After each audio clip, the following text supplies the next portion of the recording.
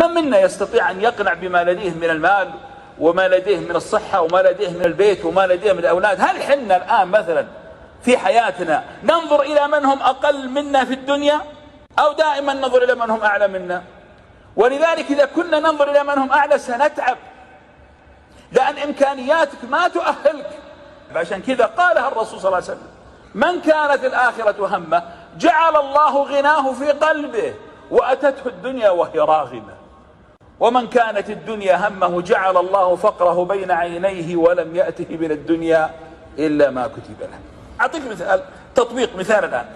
الحين غمض عينيك، إذا غمضت عيونك وفتحتها ورأيت أنك تبصر، تراك أنت أفضل من 50 مليون إنسان على وجه الأرض ما يشوفون. احمد ربك، أنت عندك نعمة موجودة.